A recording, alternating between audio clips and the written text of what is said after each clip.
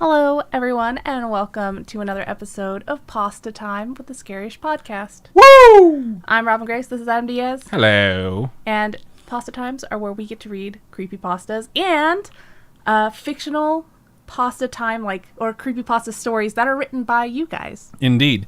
We are going to have one story that was submitted to us by a wonderful spooky friend, so thank you. I believe that'll probably be the last one reread. Aside from that, we're going to be reread? I said reread. Yeah. That said, we're going to be reading some creepypastas that are just straight up creepypastas written by folks that we don't know. Very excited to go through those as well. If you have a suggestion for a story, actually one of the ones that we're going to read, the first one in fact, was suggested to us by a spooky friend. They sent it directly to our email. They said, I love this one. I would love to see it on the show. So I grabbed that one too. So if you have a suggestion for a creepypasta or an SCP that you would like to see, or if you have your own that you have written, please feel free to email pastatime@scaryish.com. We'd love to hear from you, and we'd love to put it on the show if you are comfortable having it on the show. So fun stuff. I really like Pasta Time episodes. Really excited to be doing it again. And I guess I can just go ahead and jump into my first one. Yeah.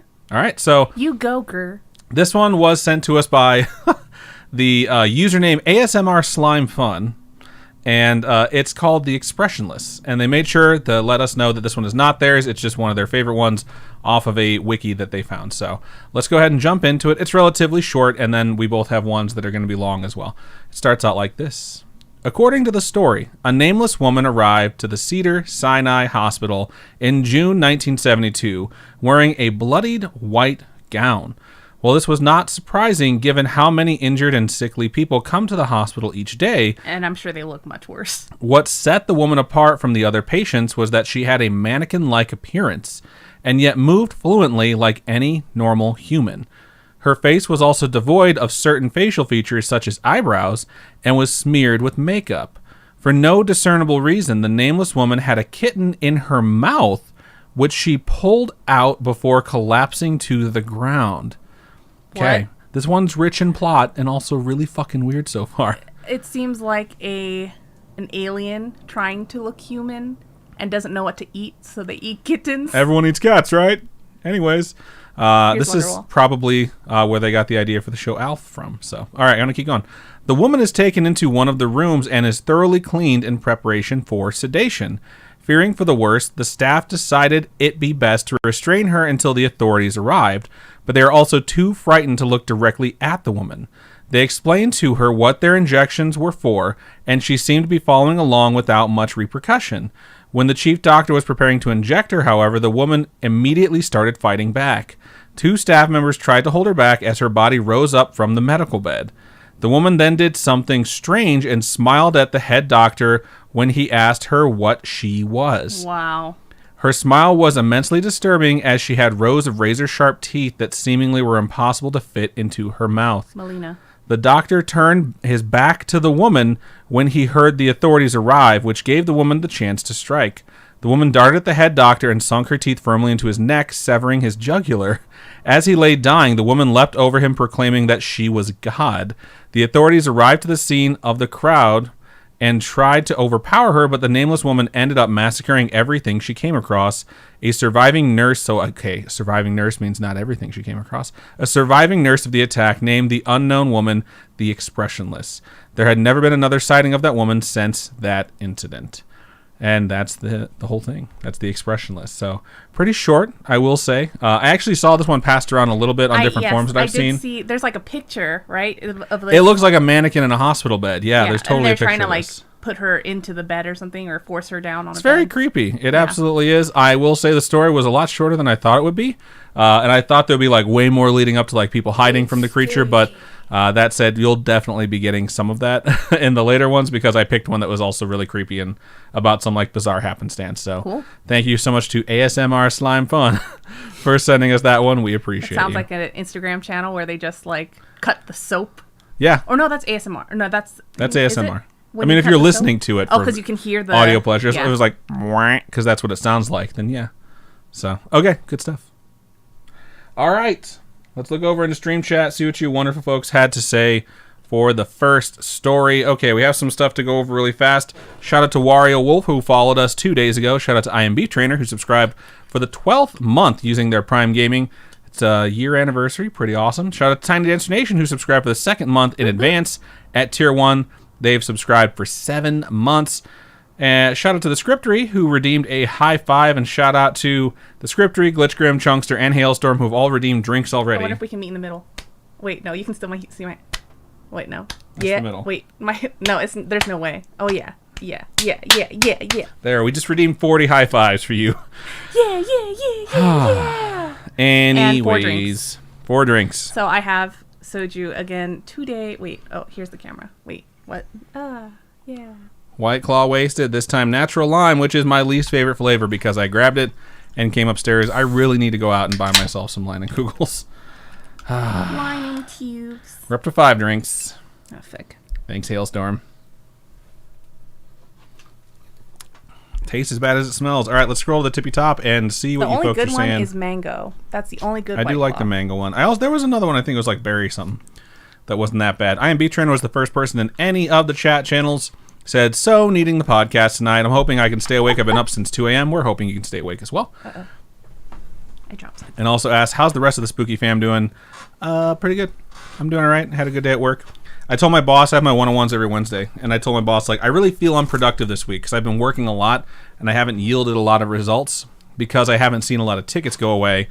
And he's like, your job is not to do tickets. Your job is to do everything else and then the escalated tickets. I was like, that's a good point. So I have been doing the things I'm supposed to do. So it was a nice... I have a really good boss. Oh, I also have boba. I also have boba, Look at too. How cute this is. Look at the cute little... She got herself the fancy... the cute Just little... aim it at the camera, dog. I'm trying. I can't. Look, cute little... I got the janky plastic one, but whatevs. I'm What's for Dinner is here as well. Says, hello, we've been trying to reach you about your car's extended warranty. That one's always good. Glitch is here. Hailstorm is here. Lizzie B over there in Facebook says hello. Another Facebook user that I'm about to check right now says hello. That'd be Catherine. Dolce Maria says, hi, spooky friends. Gabriella tossed out some hearts. Thank you for joining us. We love all of you. Also, Gabriella, shout out to Marley. It's Happy so third birthday. Crazy. Well, belated birthday. We had to miss the birthday because of COVID going on. Lizzie B is here over there in Facebook. I already mentioned that. So is Alicia. It's nice to see you, wonderful folks. Radio Kill is there in YouTube. Scrolling. There were some mighty battles going on in the chat. Well, not the chat, but in the intro fighters thing that we run. It's pretty fun to watch. IMB Trent says, apparently I'm dangerous with a rifle. Everyone had guns today. It was crazy. I didn't. You didn't Oh, participate. you mean in the game. I thought you yeah, I mean the thing I was just talking about. Oh, sorry. I'm too busy thinking about how boozy this is. Boozy. Oh, yeah, I'm supposed to be taking drinks from my booze, not from my bobes. Elizabeth says, not that anyone literally cares, but I just got a wood-burning art tool, and I have no clue how to use it. That sounds like a lot of fun. I used to have a soldering iron when I was a kid, and I used to love burning wood with it. One of my friends does wood burning. That's her art medium. And I don't know how she does it, but she does, people. She wood burns, pictures of her friends and stuff like that, or characters from TV anime things. It's always fun to learn a new medium. I'm not good at physical art. I can type. I'm good with words, but I'm just not good at drawing or any of the other things that I've ever tried, except for oil paints. I did something really good when I was a kid. But anyways, let's scroll a bit more. All right. People just hanging out, chit-chatting. Hello to Vetch Cat. How do you say that? Vet Tech Cat. Vet Tech Cat. God damn it, man. I see VETTE, and I automatically think Corvette. So that's on me. I saw something scroll by earlier from Hailstorm that says you literally didn't realize that this was going on until you got the notification. Glad to know the notifications are working. That is what they're for. Scripture says, I'm just punching the air. I watched the Scripture jump into battle, and then someone else jumped in with a sword and slaughtered her very, very quickly. That Tech Cat says, how do you control yourself? You don't. If you type, you get something represented on screen, and then it's just it just goes from there. All right. Tiny Dancer Nation says, does anyone know what Robin and Adam decided on their April goal? We did not make a decision yet, come to think of it. This is our second show of the month. So what sounds fun? You know what I mean? What do you think sounds fun? That would be a cool goal to have. Sorry. No, it's just funny because you had a frog in your throat. I have to lean forward because I have to see the chat, and it's a little bit further away, so my head is a lot bigger in the screen than yours is right now. They're not balanced properly. I wonder what a fun and not super expensive activity or thing that we can do is. You know what I mean? I mean, I don't know what is fun for a goal. What do other streamers do? I don't even. Let us know what you guys think for a goal. Yeah, what should we do for April? You're shaking the cameras with that. What? You have your leg crossed, and you have your pillow on your leg, and then you have your pillow rubbing against the thing. So when you move your body, it's shaking the cameras. So she's not going to change. Doesn't matter. All right, let's keep scrolling through. Yeah, give us some suggestions, because we could try and do another thing like the live show that we did last month. I thought it went pretty well. That said, it is kind of annoying to have to do a live show on Sunday. I don't like tossing out stuff like, you guys can tell me what to do with my facial hair.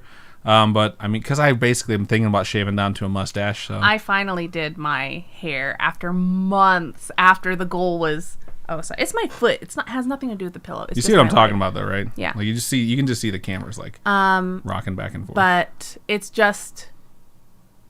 Well, some things take so long, and I feel bad when it takes so long. Like, choosing to make my hair purple, that took months for me to actually. It looks really good, though, dude. It does. Thank you. I like. Chunkster says, "Whoa, Robin looks stunning." Oh, thank you. Every day, all day. What's funny is I got my first facial. My first I wasn't gonna say anything. Esthetician, licensed esthetician facial ever in my entire life, and she tried to get blackheads out of my nose because I have horrible blackheads, and my entire nose is red from where she was pinching and trying to push stuff out, and so I hope it's covered. Can you see it in the camera? I can't see the red. I tried to cover it because it was so red. I do enjoy getting that done though, because my skin was so nice afterwards, but I still had so many blackheads, and maybe that's just my fault for having so many blackheads, But oh man, if anyone knows tips on how to get rid of blackheads, super stubborn ones, let me know. We already have that stick that you use to press down on your nose. I feel like I can't do it on myself, And when I try and do it on you, they don't come out. Yeah. So, because I can't cause you that much pain, I can't do that to you where I know I'm gonna scar your nose like that chick did to you. Meanwhile, you can get mine out pretty easily, so that's because you got huge pores. It helps. Shout out to 911 Girl, who resubscribed for the 9th month, says, "Yay, looking good, you two." Thank you so much, 911 Girl. Thank you. Scrolling a little bit. My hair just took so long. I came home from work and I was like, I had one bowl of soup because Spooky Mom made delicious egg drop soup. It's so good. And then I immediately was like, I gotta go put together myself, do my hair and makeup. And my hair just took most of the time. I only had $10 10 minutes to do my face, so hopefully it doesn't look too bad. Hailstorm says, "Yeah, I went prom dress shopping today and I found a dress that I'm happy with, cute. But I also got to hang out with my friends, so that was a plus. That's Nice. Chunkster says Adam is looking sharp too. Thank you. Tiny Dancer Nation says, "Hey Adam, nice shirt." It is the Wendigo shirt that is on our Teespring. There's also surprise new design on our Teespring as well. I don't think it's a t-shirt. It might be a t-shirt, but it's like a shirt that says, my sister and I designed it together. It says, "Let's talk cryptids." Oh yeah, that one's cool. And it's really cute. It's actually one of the things, I have a sticker that I'll be sending out to patrons later on in the year. But yeah, I think it's really cute. All right, I still got 4 fucking White Claw drinks to go. I still have a couple too. Hailstorm says, "Robin's shirt's really cute. Thank you. I only shop in the last call section of Macy's." So when it's $10 reduce. Let's see. People are talking about painting and art. I scroll past something. Oh, Lizzie B over there on Facebook says, "These two are so cute together." We're all right. Right. We're all right. She brings most of the cute, and I bring something else that's yet to be named. So, Alicia said, I talked my sister and cousin into making boob prints paintings once. That was fun, LOL. I and assume I was that's sober. Just dipping your boobs in paint and then we could do putting that. The canvas on it. Goal for the month of April. No, I'm kidding. I'm not doing that. Because mine would just be nothing but hair in it. And no one wants to see that. Says, "Speaking of kittens, one of the outside barn cats had kittens today, 4 furry jelly beans." Aw. That's adorable. Let's see. Alexander says, "We now have some baby chickens and baby guineas. Guineas guinea fowl, like a bird." I was thinking guinea pigs, but that's just me. So. Because isn't guinea fowl a thing too, like a bird? I've never heard of that before in my life, so. Oh. You might be right. I'm just saying I have not heard of it. Lizzie B says, too bad I can't force my pictures of my art on this room, LOL. You can always show us your stuff in Discord. I'd love to see stuff in Discord. We have a section for art and everything. They say my art looks like an 8th grade art project. Lizzie B says pineapple is the worst, apparently, for White Claw. I never had pineapple. Mango is too sweet. I think that's why I like mango. Mango is the sweet one, and so I like it. I like sweet drinks. Like my boba right now is just milk tea, and it has boba and egg pudding because treat yourself. Faye over there on YouTube says, hello. Hello. Thank you for joining us. Alicia says, art exchange. I'll put your art on my fridge. That's adorable. That is adorable. I like getting other people's art. I don't buy enough prints. Bigger prints. I always buy mini prints. So like my wall has like all these little mini prints all over them. But it doesn't have larger, like nice art, fine art prints, you know? Let's see. Elizabeth says, LOL, Facebook Live listeners are the redheaded stepchildren. No, you're not. Hailstorm says, I helped a lady find her cat the other day. She'd been looking for her cat for 2 days. The cat happened to run under my porch. Spent 2 hours helping this lady find her cat. That's so sweet and very nice of you. It is indeed. Marie over there in YouTube says, hello, good morning from KL. What's KL? Kansas Liddy, I would guess. So, what is KL? KL.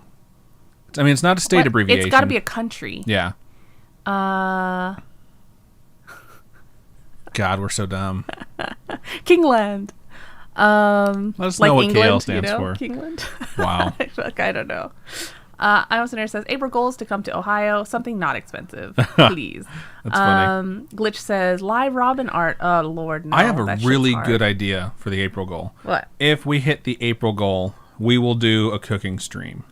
Oh, that would be cool. I will set stuff up, and that's the thing. If we get to $200, we'll decide what we'll cook, and if we get to, I don't know, $250 or $300, our push goal. You guys can help decide what to cook. We'll let you guys suggest a bunch of stuff, and we'll have to pick something from you folks. So cool. That would be really fun to do. So we'll say cooking stream for the month of April. So it'll be an extra stream as well, but we've been thinking about doing that anyways. This would be a nice little push. God, I'm going to have these nasty-ass burps from this fucking White Claw show. Yeah, I'm like burping already.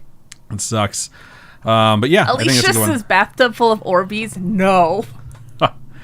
He says you should write your own creepypasta. I actually, one of my goals, I just moved the guts of my computer into a new case. And I have an old computer that still has hard drives on it. One of my goals was to get the stuff off that old computer and move it onto my current one because I have a few short stories on there. One of them is a horror story that I want to rework and eventually read on the show.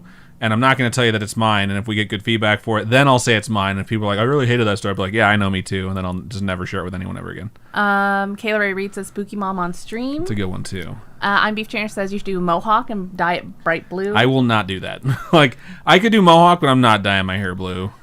What about purple or pink? I have both those colors. I like having black hair. Let's see.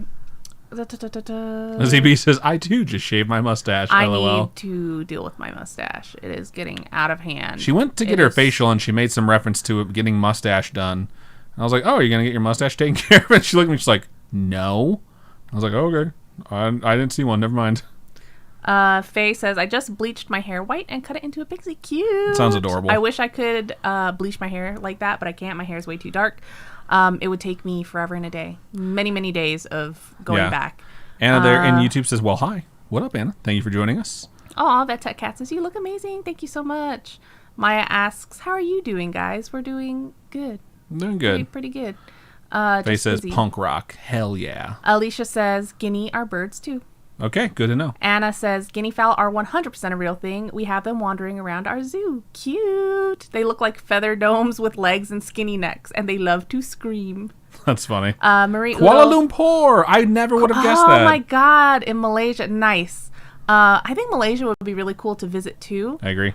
Because the food. I would definitely want to eat the food. I want to eat my way through every country. I know. I watched so many YouTube videos of the people like just going through and eating food. That would be so nice. Hailstorm says you should play Just Dance.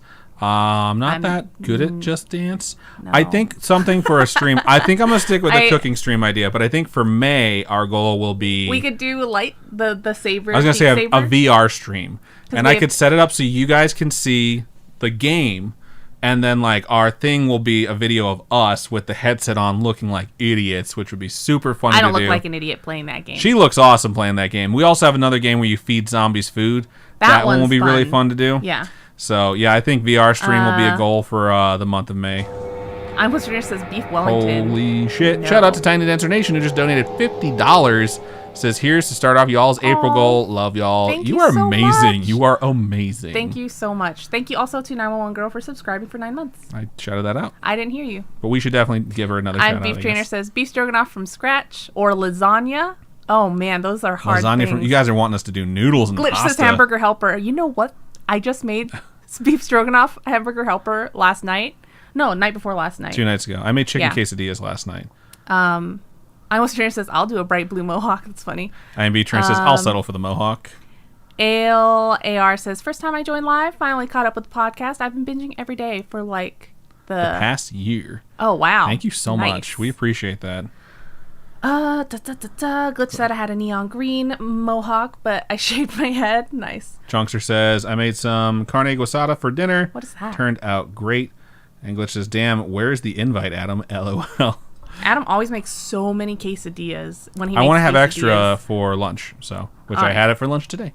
But okay, we are caught up right now, so we're going to go ahead and let Robin take control of the sticks and move into our second story of the show. I think I still have 2 more drinks to go, so I'll do those randomly while she's reading. Okay, I think I've already done all mine. So hopefully she makes it through this without slurring her words. But you guys gave her a lot of soju to start the show again. I'm going to have some boba before that, though. Does it have the author at the bottom, too? It does. Okay, cool. McShake and Bake redeemed a drink. I thought we already had 6. Are you counting? Yeah, I am counting. It's because someone redeemed the high five in the middle of all those. All right, so if you... he says more. If you see me, like, shaking something, it's just because I'm holding my little pillow in my lap and I'm just, like, squeezing it and stuff. That's what I was saying. She had the pillow on her legs. Yeah, isn't it a cute pillow? And it was wedged between the legs and the desk, so that's why the cameras were shaking. All right, so I'm going to... I'm going to head into my first creepypasta, and it is titled Decay, and I'm sure a lot of you folks have heard this one before. I never have, so it's exciting for me. All right, so it goes. Am I going to die? The kid asked me as he was being rolled into the operating theater. It was a question I'd heard 1,000 times before, but answering it truthfully hadn't become any easier, even after years at the hospital. Of course not. We're going to fix you right up, I lied. Oh, gosh. Jesus, starting out strong. Right? He'd been crushed in a horrific car accident, and though we would put all our effort into saving his life, hope was a limited resource. The fact that he even remained conscious despite losing most of his blood was bizarre enough, but after 10 years on the job, nothing surprised me anymore. The anesthesiologist quickly put him under while we scrubbed in for surgery. Damien would be the surgeon, a specialist in polytrauma cases, and I'd assist. No sooner had we opened him up before we shared a look of disappointment. There was no chance in hell he'd survive through surgery. Despite our lack of faith, we tried our best, but after only half an hour on the table, his heart gave out. How is he still alive when he arrived? Damien asked. He pronounced the time of death and left us to clean up the mess. I took the responsibility of cleaning the kid up for the morgue, a task I'd committed to countless times before. It wasn't something I personally enjoyed, but to me, it was my final chance to pay respect to the dead. The kid couldn't have been more than 15, and as I'd hear, he was just learning to drive. Unexperienced at attempting his first drive on a slippery road, he managed to steer off into a ditch. His father died on impact, but he himself lived long enough to face surgery. As I put the needle to his open abdomen, his body twitched for a moment. I retracted the needle in surprise, wondering what had caused a post-mortem spasm. When the boy suddenly gasped for air as his eyes shot open. He let out the most violent scream imaginable as he suddenly returned to life. "Help me," he begged with a guttural voice as I stumbled back in panic and slipped onto the floor. I called for help and the rest of the team came running into the operating theater, each panicking as they witnessed the dead boy scream on the operating table. His spine was fractured, so though he yelled in agony, he could do nothing to move. The anesthesiologist quickly attempted to sedate him while we checked his vitals. Despite all evidence pointing to the contrary, his heart had not started beating again. This reminds me of Death Becomes Her, but way creepier. He was supposed to be dead. I started chest compressions, desperately trying to get his heart going. I cringed at the sound of his ribs cracking beneath my hands, and the boys screamed. And the boy's screams turned to gargles as he was unable to gasp for another breath. "He's not going under," the anesthesiologist yelled as he gave the kid a second dose of propofol.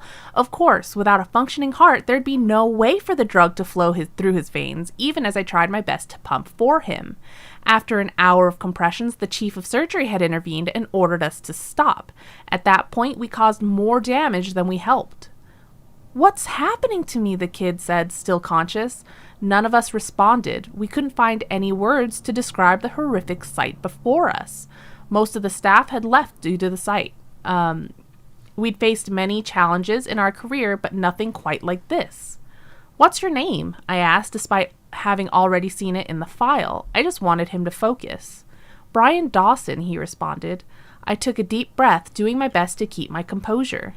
"You were in an accident, Brian," I told him. His eyes darted frantically around the room as he started to realize where he was. He tried to lift his neck. That one's a soju, because that was a little bit of a slurred lift. He tried to lift his neck, but due to the spinal fracture, he was completely paralyzed. "I can't move. I can't move," he cried. I walked closer, standing directly above him. "Brian, your heart isn't beating," I said. The chief of surgery, George, grabbed me by the shoulder and whispered into my ear. "We need to isolate the OR. Whatever is happening here is beyond us, and it could be contagious," George said. He rushed into the preparation room, picked up the phone. Through the glass door, I couldn't hear what he said, but I assumed he was calling security to shut down the ward. "Well, what about my father?" Brian asked, trying to hold back tears. I was taken aback by his question. I just told him his heart was destroyed and that it was essentially dead, yet his first concern was regarding his father. "I'm sorry, Brian. He died on impact." He sobbed quietly. "So what's going to happen to me? I'm going to die, aren't I?" he asked. I didn't know what to say. I'd never been in any similar situations, so I just gave the only answer I thought might be of some comfort. "You're not alone. I'm staying here until the end." George had been quick to shut down the operating theater, and the Center for Disease Control had long since been alerted to our situation. We had nothing to do but wait and pray to any god that Brian wasn't contagious. I'd already been exposed, so I examined Brian, checking for any chance of improving his situation. "Can you feel this?" I asked as I checked all his limbs. "Not a thing," he responded, "but it hurts so much on the inside." "Where exactly does it hurt?" I asked. "Everywhere. Please do something," he begged. I gave Brian a dose of fentanyl, but without a heartbeat to move the drug around, I had little hope it would take any effect at all. To keep him distracted from the pain, I asked mundane things about life, what his hobbies were, family stuff. He was smart enough to realize my intentions, but went along with it either out of fear or because he actually hoped someone could save him. Hours passed while we waited for someone to tell us what to do. Half the surgical staff had been put into quarantine, terrified that they might be infected. Finally, the CDC arrived on scene, fully geared in hazmat suits. They allowed us to roll Brian into his own space. A pre-operation room had been evacuated so he could stay somewhat comfortable. The rest of us would be put into the surgical office while the situation was being assessed. I decided to stay with Brian. No one should have to suffer alone, especially with the CDC agents probing him with all sorts of needles, enthusiastically taking samples. The only reason they allowed me to stay was because I kept him relatively calm. We talked through the night. After the procedures were finished, I couldn't sleep, and I doubt Brian was physically capable of it. "My eyes feel a bit weird," he said. "Do they hurt?" No, the edges are just kind of blurry. It's weird. I left to go talk to George, who was still working around the clock, calling around, making sure the other patients were redirected elsewhere. What if we put the kid on a heart-lung machine? I asked. George put the phone down for a moment and sighed. Then what? He has no functioning liver, his aorta is cut into pieces, and his intestines are shredded. Even if we got him a new heart, he'd never survive. Just keep him company while you can. I knew he was right, but some of my professional knowledge was put aside due to the insane nature of the situation. "Doctor!" Brian shouted. I rushed to his side. I can't see," he stuttered. I pulled out a flashlight and examined his eyes. Both pupils were unresponsive, and his eyes had started to almost deflate, which was one of the stages of decomposition. Brian had started to rot. "Please, I'm scared." Brian was a brave kid, but he started to lose his composure just like everyone else in the ward. I kept talking to him, but the inevitable truth was that if he kept decomposing, he'd soon lose all his senses, all the while being conscious to experience it. As horrible as it might sound, I begged that it might finally allow him to pass on. We kept talking. I asked him if there's anyone he wanted to call, but as I already knew from the others, Brian's mother had died during childbirth, and his father had been in the same accident as himself. As we talked, Brian's voice kept getting louder, as if he was struggling to hear. "Are you hearing me all right?" I asked. "What'd you say?" Brian basically yelled. His hearing had deteriorated within minutes, going from impaired to deafness before I could even begin to help. With him being blind and deaf, we no longer had a way of communicating, no matter my attempts. I couldn't comfort the dying kid, and the CDC quickly decided that my presence had become unnecessary. Brian kept screaming in terror and agony after I left. For each passing second, his own body started digesting itself, and nothing we could do would make the pain go away. By the morning, his screams had silenced. I barged into the room, much to the dismay of the agents. Brian was hooked up to hundreds of cables monitoring his heart, brain, muscles, and vital values. Of course, his heart showed no activity, and the decay had progressed to shut down all his muscles. He had quieted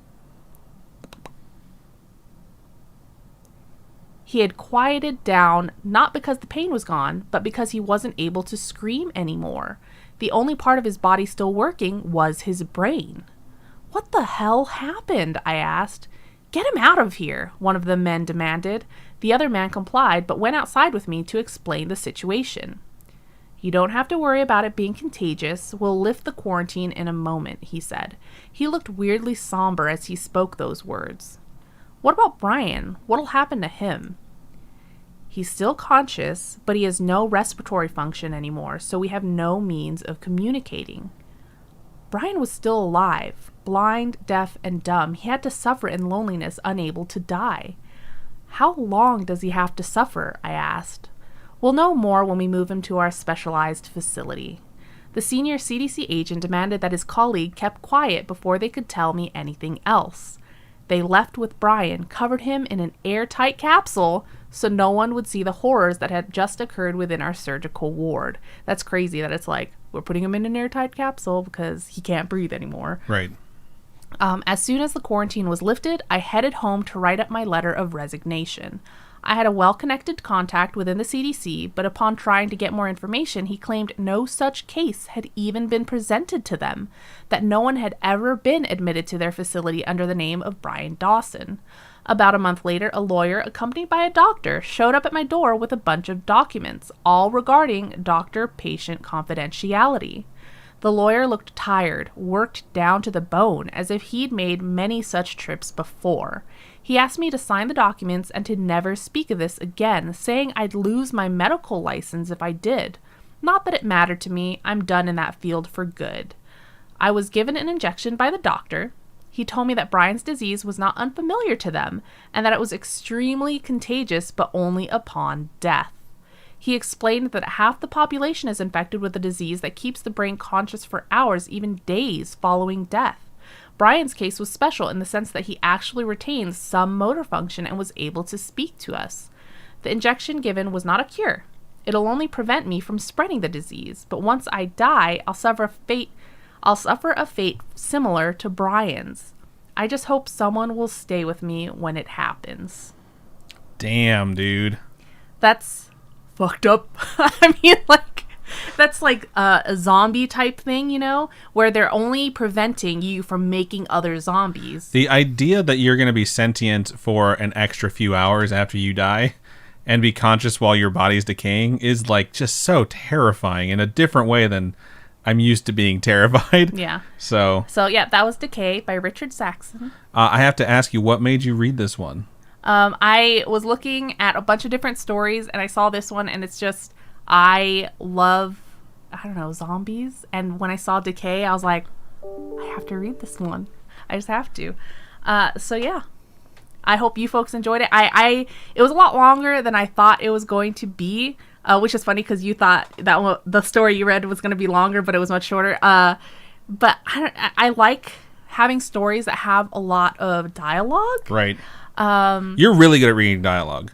Like, every time you read dialogue, I'm like, I don't think I can read dialogue like she can. Well, you know, growing up, one of my favorite things was reading out loud in class. Like, when we had to read stories in class, I was always like, I want to read. You know, I and you've told the story of how you like... Popcorn. Yeah, Popcorn Lee. My favorite thing to do was actually not to just play Popcorn Lee. It was to have assigned roles.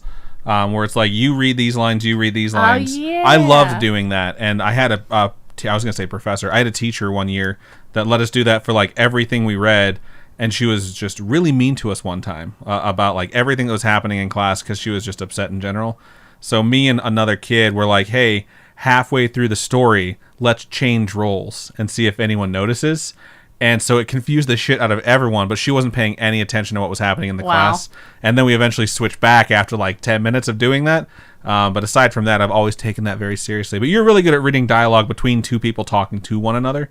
So that really shines through when you read stuff like this. Yeah, I really like reading stories. I like reading books. And when I read, that's why it takes me so long to finish a book. Because when I read the dialogue as every character has their own voice. Every character has their own personality. And that's just how I read. I don't know. That's why I'm really excited for some of the books that I've read that are being turned into like TV shows and movies, because you always want to see, like, do they sound like I thought they would sound? Do they look like I thought they would look? Did they behave the way I thought they would behave? So either way, this is an excellent story. Good pick, Robin. Thanks. Golf clap. All right. Golf clap to the actual author who wrote the story. Very good story. Good job, Richard. Great job, in fact. All right. Let's go over into that stream chat, see what you folks had to say. That was a great fucking story. Really good. I'm going to scroll up to where we left off if I can find it. I see lasagna. It's funny. I see... Okay, cool. So Hailstorm, I think, was suggesting something we could make, which was bread. We've made bread before. We could make a more complicated version of bread. Not sourdough, that takes way like too much time. Soda bread, maybe. Something like that. Let's see. Chunkster says, Kylo Ren gif. More. I saw that pop up and I was like, that is totally how I read it. Hailstorm says, am I going to die? Me every time I get in the car with my mom driving. That's fucking hilarious. That is funny. Glitch says, I'll do my favorite day joke of the week. It's supposed to be dad joke. Dad joke? Okay. When going to British websites, do you have to accept all biscuits? That's cute, because cookies are called biscuits. It's like the 5th most Googled thing when it comes to in the UK. If you start with that, someone posted it on their Instagram, which I thought was pretty funny. I am Beef Trainer, or Glitch says, I am Beef Trainer, at least you didn't vent in front of everyone. Oh, it's because I am Beef Trainer says, I'm Western is completely and 100% responsible for me killing Robin's character on Among Us on Saturday. I was wanting to murder him and he wouldn't get isolated. Not to mention being new to the game, I was pressing the wrong key and Robin ended up being the first person completely alone. Still love you, Robin. I saw something pass by regarding my lying ability and I was not offended by it in any way, shape, or form. Are you being sarcastic? No, I wasn't. Oh, okay. They said I'm a really good liar. Yeah. But they said it in like a not so flattering way. So I'm just going to give you a little quick insight while we're talking about Among Us. I do have a strategy when I play Among Us when I'm imposter. It's 1, to try and get an alibi. And 2, whoever seems like they are tossing out the most accusations or trying to be the most rational, die first. Unless they're not targeting me, in which case I leave them alive. So, yeah, silencing some of the more suspicious voices is one of the easier things to do in that game. Adam tried to throw me under the bus so hard. I didn't try. I fucking succeeded. And I won because of it, and it was awesome. McShaken Bake says, reminds me of the Autopsy of Jane Doe, but less demon-y. That's a good movie. You've watched that one? I've seen bits and pieces of it. I remember when it came out because I saw the Jane Doe thing, and I was just like, this sounds interesting. I haven't seen it yet. I'm pretty sure it's older, right? It's like 15, maybe 20 years old? No, it came out like 2 years ago. No way. Yeah. Maybe I'm thinking of a different movie then. Either way. I'm says, while playing Among Us, I learned that Adam can lie like a son bitch. It's true. It's something that I've developed since we started playing that game. Glitch says everyone always thinks I'm sus no matter what. Well, you usually are orange and have horns. I always think Adam's sus. She does. Because he's always sus. That's not true. So FYI too, if you're going to play Among Us with us this weekend, it will be a shorter stream. It's my dad's birthday. So we're going to go hang out with him after the stream. So we're going to be ending it a little early. A lot of talk about Among Us. IMB Trainer said to Glitch, I can totally understand why you're one of the most frequent imposters Saturday, and you are still from McShaken Bake. as good a liar as Adam. No offense to Adam or you. That's so funny. Hailstorm says, I have an event honoring all the people who died in the Bataan Death March. Right on. Scrolling. Can you hear my lips? Well, you're trying very hard for us to all hear your lips. I'm going to skip some of the Among Us talk. Glitch says, damn, this story is a lot. It's great.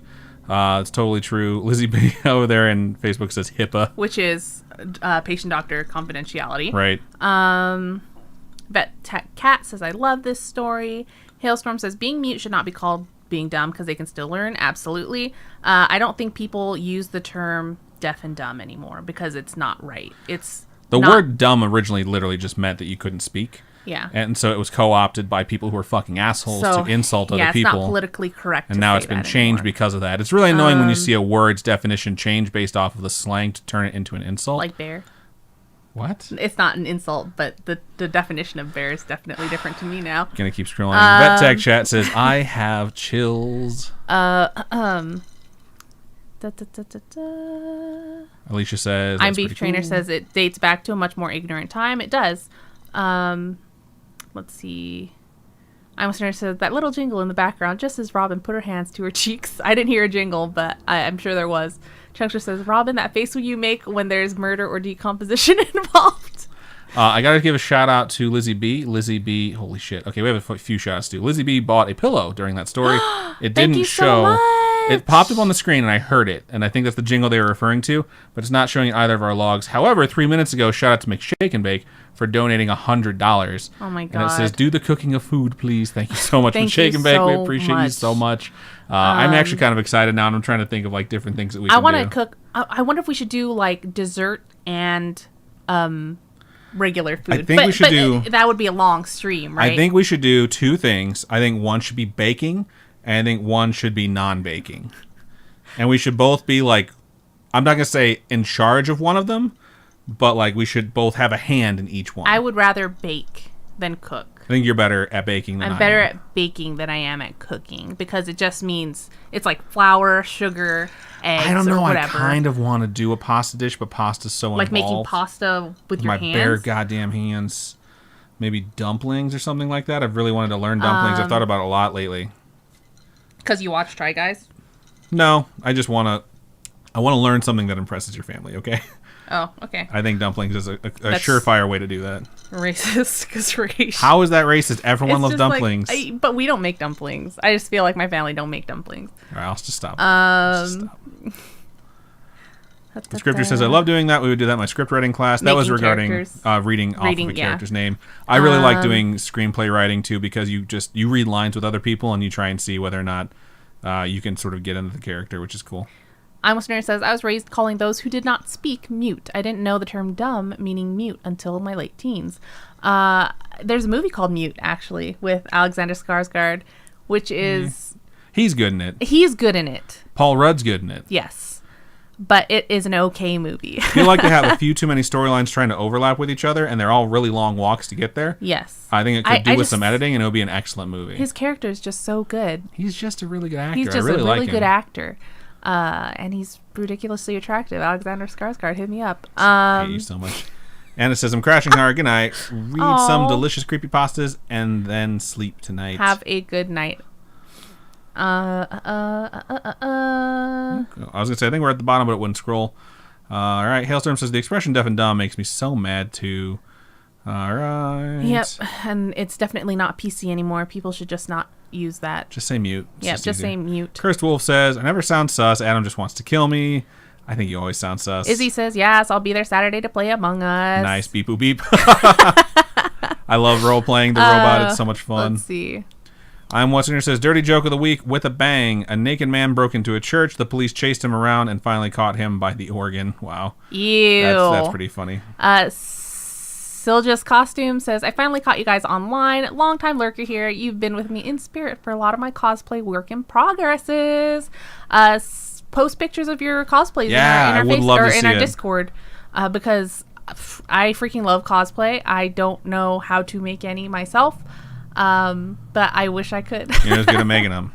Ralph's really good. Our friend Ralph makes really good ones. MQI says, hi everyone, came in late. #MomLife. Thank you for joining us. Let's see. Justin says, Make Sure I Can Bake donated a lot. Did y'all see that? We did. And we're so freaking thankful. And now we got to think of a really good recipe. I'm like excited for this show now. So. Glitch says, Great British Spooky Off. That's funny. That's what I was thinking too. I was like, should we like cook against each other? I think collaboration to start, and if people really enjoy it, we want to make more, then we can do like we both make the same thing. We only have one kitchen though. It's not like we have multiple ovens where we could like bake off like that. It would have to be something on the stove, and we'd have to be like side by side, and that could be dangerous. I could probably make a better mac and cheese than you. I don't know about that. I make pretty goddamn good mac and cheese. So yours is very good though. She can make that face all she wants. I could make better Asian food than you. Yeah, you could.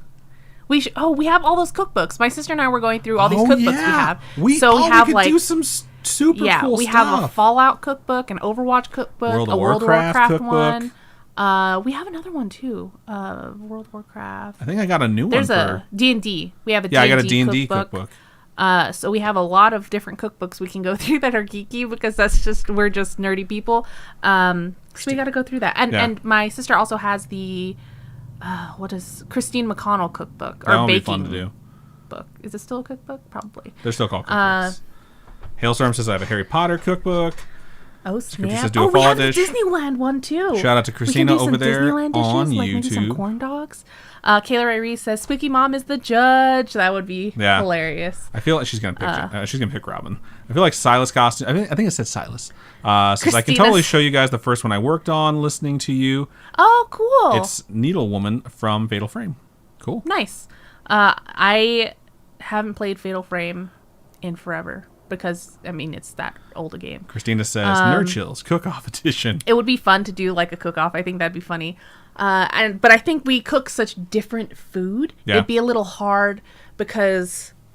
But then again, even in Top Chef, everyone makes different food. Having a judge be impartial is important, and my mom definitely loves her more than me. So what about my sister? My sister could come in, She loves you more than me. Yeah, but my sister will throw me under the bus. So does your aunt and your cousin. We'll figure something out, though. Let's see. I can cook McDonald's really well, says Alicia. That's hilarious. Yeah. We could make our own Big Macs. That'd be fun. All right. So before we move on, I'm going to go ahead and run the ad, so you guys stay tuned. If you're over there on Twitch, it'll take about 60 seconds. We'll sit here and bullshit with each other for those 60 seconds. So you're not really missing a lot. And here comes the ad right meow. Man, I'm trying to think of what a good recipe is. I cannot cook lasagna to save my life. My mom has a really old recipe book for that's lasagna? Basically falling apart. Okay. No, just a recipe book. It's a cookbook, I should say. But we could go in there and try and make something from like the 1960s or 1970s, whenever it was made.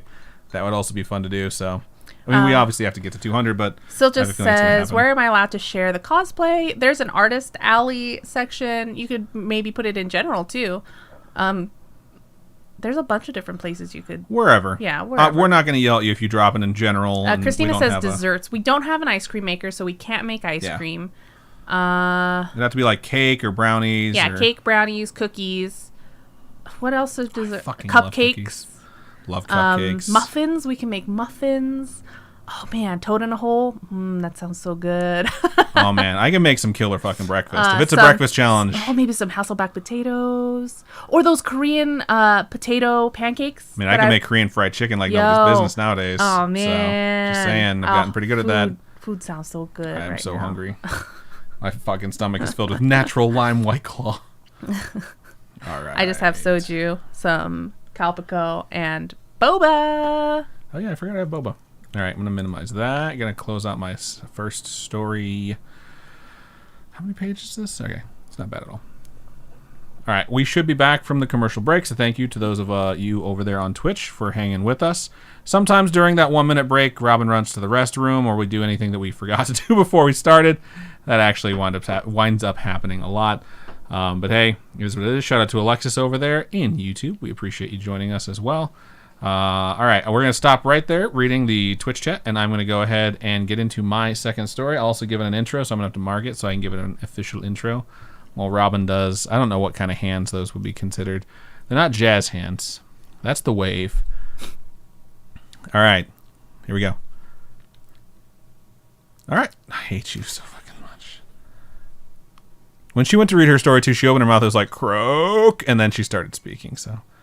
All right, I'm going to get into my second story of the show, and this one is called Tantrum. It is a lot longer than my first one, and I haven't read it all the way through. I read, like, the first part. I was like, this sounds good, then I skimmed it, then I got to the end, and I was like, hell yes. I can't wait to discover this with everyone else because it sounds good, and I like the ending. But it goes like this. Let me just make something clear. I never get to go out somewhere nice, like ever. My best friend and I struggle to pay our bills every month, so anything fancier than McDonald's is usually out of the question. We'll save up for months to go on one of our, quote, roommate dates. Fucking hate people, man. Just the entire way past the house. Gojira. We'll save up for months to go on one of our, quote, roommate dates, so it's a really special treat. I've never been to the Lotus Bloom before, but it's one of those overpriced pop-ups around the city. Sounds like a massage parlor or something. The Lotus Bloom? Wow. It sounds like ice clinkling over there because Robin's drinking while I read. The Lotus Bloom before, but it's one of those overpriced pop-ups around the city that everyone has been raving about. So we just barely got a reservation, and I was so excited to go. We basically had the menu memorized before we even arrived. But the second we were seated, I see this mother and her kid like 3 tables over. Honestly, it kind of shocked me given the price of the place. Of course, I was mostly just worried about the child throwing a temper tantrum and ruining the atmosphere. I mean, look, I'm not a huge kid person, but I don't mind them when they're well behaved, or at least in places they belong. I'm not going to give you the stink eye if your brat is screaming in the middle of a Chuck E. Cheese. But this is a nice place with no kids menu and a $40 per plate minimum. Like, who in their right mind takes a little kid here? Rich people. I tried not to look over, but Steph was obviously annoyed too. The girl looked about 6 or 7, so I thought maybe she was too old to throw a fit at a restaurant, but I didn't count on it.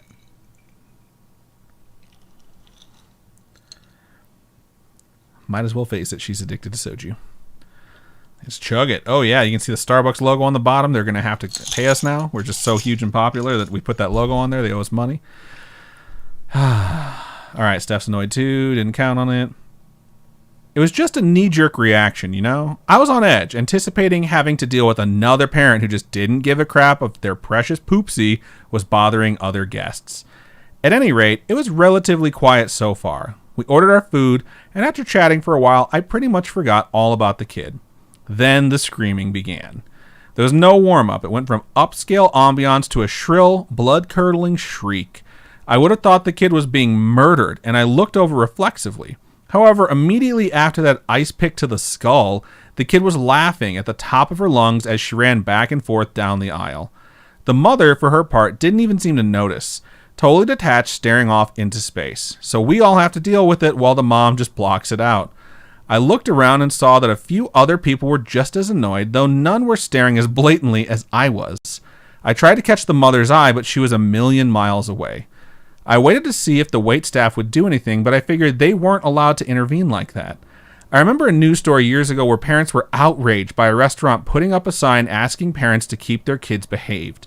I felt like getting up and yelling at the woman myself, but I didn't want to end up getting kicked out instead. I think restaurants should have the right to say that. I love our favorite movie theater to go before COVID hit was a place where you could buy beer and wine. It had reclining seats that you could sit in, which were amazing. And they would let you know, like, if your kids are disruptive, you will be asked to leave. Like, straight up. They're not being rude about it, but it's like, if your kid is upset for any reason, you can't calm them down, we're going to have to remove you. You will not get a refund because this place is specifically for people in an adult atmosphere to watch a movie. So we'd always go see our midnight shows there. So I totally understand, like, hey, sometimes people just want that kid-free experience. And sometimes it's parents that are on a date and they hired a babysitter and they don't want to go to a movie theater and hear someone else's kid cry when they could have just taken their kid in the first place. You know what I mean? So I totally understand where this place, or where this story is coming from. It continues. Now, before you get all mad at me, I'm not hating on the kid herself, just on the fact that this wasn't really the place for her. And honestly, it isn't the kids so much as the people raising them. Can't fault the child. So I tried really hard to just ignore the laughter. Obviously, it's better than screaming. Loud and a bit annoying, but whatever. I didn't want to let it ruin my night. Steph had this super irritated look on her face, and I knew she was thinking the same thing, but neither of us said anything. Our food arrived a few minutes later, and it looked even better than the pictures on the website. How often does that happen? For a second, I was too focused on my meal to stress over an unruly child. However, I barely had my fork in my hand when the little girl started shrieking again. I jerked my head over and saw the kid standing next to her table, staring right at her mother and screaming in rage. Again, the mother didn't respond, even when the little girl started knocking cups off the table. The tantrum escalated as the girl began pushing chairs over, but her mom sat there like nothing was happening. I couldn't believe she was that passive about her kid's behavior, and I tried to catch her gaze so she would know it. But that was when I noticed the mother's expression, like really noticed it. She wasn't just a little spaced out. It was like she couldn't hear the kid at all. In fact, her eyes were kind of glazed over, and for the first time, I saw how pale and exhausted she looked. Maybe that's normal for a parent with a difficult child, but this just seemed different. The sound of shattering glass made me jump, and I realized the girl had managed to break a plate. I'm just wondering where this is going. That was when a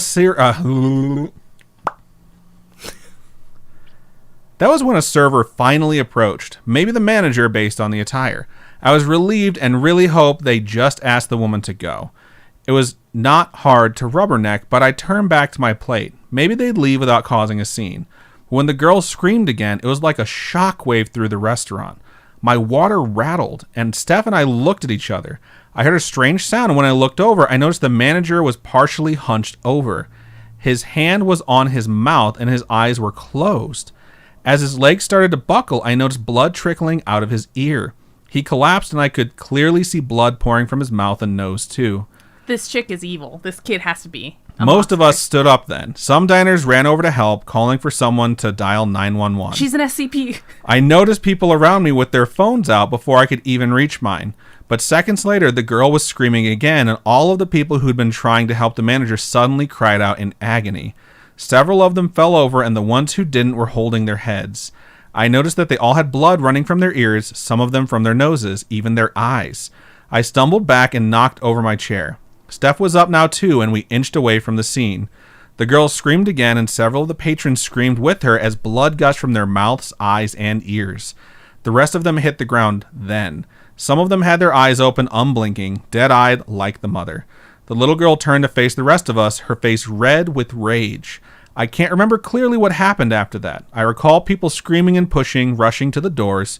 Steph and I were just far enough back to avoid getting trampled as tables, chairs, and people alike were shoved out of the way. When the girl screamed again, all I could hear was ringing.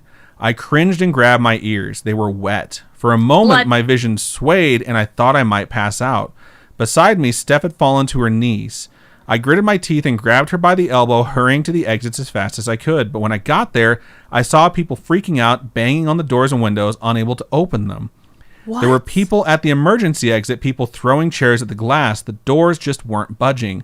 My ears throbbed, but my hearing was starting to come back now. I looked over and saw the little girl crawling up to the level where all of us were huddled. Tables and chairs began to topple out of her way without her even touching them. My adrenaline was too high to really process what I was seeing. I just knew we had to get out of there. There were no other options, so I grabbed Steph and made her run for the back. I figured there had to be an exit through the kitchen, though I feared it would be blocked too. It was better than just standing there, either way. Once we reached the kitchen, however, I quickly realized I wasn't the only one with that idea. We met an aggressive crowd pushing through the small space in a frenzy. If we tried to push through, we'd probably be injured. When the girl screamed again, even from the other room, the pots on the stove exploded, covering people with boiling water. Some of the burners were still on, and the fire burst through the air, spreading over the panicked patrons. I froze, watching people burn alive before me until Steph grabbed my hand and pulled. Together we ran down the back hall. It was a dead end, but for the bathrooms. The handicapped restroom was the only one that was single stall. The only room that locked. We ran inside and secured it, then put our legs up against the door from that position to make it harder to open. Of course, putting pressure on the door won't stop it from being ripped off its hinges, and I get the feeling that our efforts are pointless. I tried 911 several times. 911. Fuck. I tried 911 several times, but all I heard was a sharp, static kind of sound. The screaming outside the room was so loud, I felt like it was cutting through me. It went on for a long, long time. Steph and I have been in here now for a good half hour. The screams have gradually died down. It's gotten pretty quiet. We talked about checking to see what was happening, but I don't think it's such a good idea, especially not when it's so silent after all that. Even if people had managed to escape, it wouldn't be this still. I can hear steps, though, echoing down the hallway. Someone is heading our way, short, bouncy steps, skipping maybe. Steph is reaching for my hand. I guess I'm done typing. And that's how it ends. So it's just this monster kid, and they just let her kill all these people? I mean, how are you going to stop this kid? This kid's blowing everyone back and bullet through the head. Wow. Oh yeah, they just take out the gun that they didn't have to shoot this child in the head. People have had on the outside have had to see what was going on because people were pounding on the windows, right? You don't know that. So everyone outside. You don't know what this kid can do. Like this kid could be blacking out the windows and they can't see it. You don't know.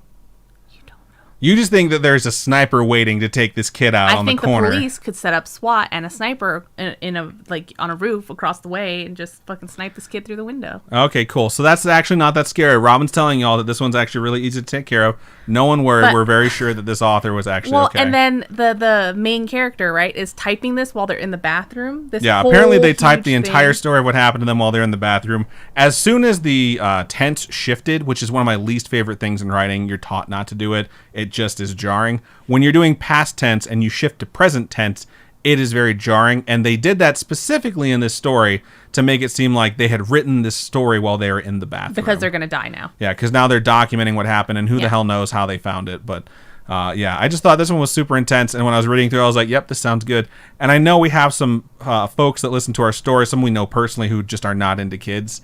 And I was like, I feel like this is written by some of the folks that we know. Who hate kids. Who are just like, oh, this is my biggest fear. Like, I always think a kid is going to go all carry on everyone in a restaurant. But I thought this one was real fun. I hope you all enjoyed it. I hope you aren't as cynical as Robin. We're just like, just fucking shoot the kid in the head. So, all right. Good stuff. Thank you. I mean, there could be people that, like, bring in hazmat suit people to take this kid away and use her as a special project. You suddenly just think this kid is so easy to control. Like, she's just making people's ears explode and noses bleed and eyes bleed and fucking fire shooting through the air and boiling water shoot out of pots and shit just by screaming. Like, they need another X-Men. This is just the first thing that these people have noticed about this kid. So it feels very Stephen King to me, less Marvel. But whatever. I hate you so much. I'm going to shit all over whatever story you read. Actually, I'm not, because this next one is actually from one of the listeners. Let's look over in a stream chat. I was going to say Streamlabs. In a stream chat. Technically. Oh, no, that's Restream. This is Streamlabs over here. That's Restream, and that's Outlook, and that's Reaper, and that's Twitch, and the screen real estate is just a fucking nightmare over here. All right, let's see where we left off. There it is. Alexa saying, hi, I'm Beatrice. Says, I have an amazing brownies recipe, and it's from scratch. My family actually has a brownies recipe that I kind of want to do. It's very, very hard to do. Jason over there on Facebook says, special brownies, that's a hard pass for us. Glitch says, I haven't heard of Toad in a Hole till just this week, and it's every now Ryland was talking about it. What? I'm assuming someone was talking about it for a while now, and you just heard of it this week? It was the first time you heard of it, and then we just brought it up again as well. So it's called a bunch of different things, though. I've heard Toad in a Hole. I've heard other stuff I can't remember right now. I only have heard of Toad in the Hole. Egg in my toast. The first time I heard of it, it was called something different. MQI says, Robin, you look so pretty. I can't get over the bangs. Thank you. Chunkster says, Adam makes a good kaiju noise. Thank you. I appreciate that. Hailstorm says, I'm going to send you a spooky painting soon. I just got done with it. Nice. We would love that. Nefcore says, hello, everyone. Hello. Thank you for joining us, Nefcore. Hailstorm says, I hate kids like that. Glitch says, damn you, Poopsie. That's so funny. Aw, I'm Westerner says, so sad. Just found my fresh mozzarella ball was bad. I hate that when I have good food and I don't eat it in time. And by the time I get to it, it's bad. It's disappointing. Shake and Bake says, sorry, I'm back. I thought my house was burning down, but it was someone else's upwind. Oh my God, that's terrifying. It is. You know what's funny is yesterday, too, I woke up from a nap and I was like, do you smell burning? It's like, hey, babe, do you smell something burning? And I was just sitting there like, no. And I walked around the house. I walked into the bedroom. I didn't smell anything burning in there. And then I was doing dishes at 11 p.m. and I thought I smelled something burning. And I was like, that's really, really weird. I hope we don't have any wiring that's burning in the house. So it wasn't sulfury though. Mine wasn't sulfury. I don't know what yours is like. I was tooting all night. So it was fucking gross. Kind of sulfury. All right. McShake and Bake says, it first smelled like incense, then burning fabric, then burning wood, but I can't see anything, so I don't know. No one's screaming and there's no visible smoke. That's funny.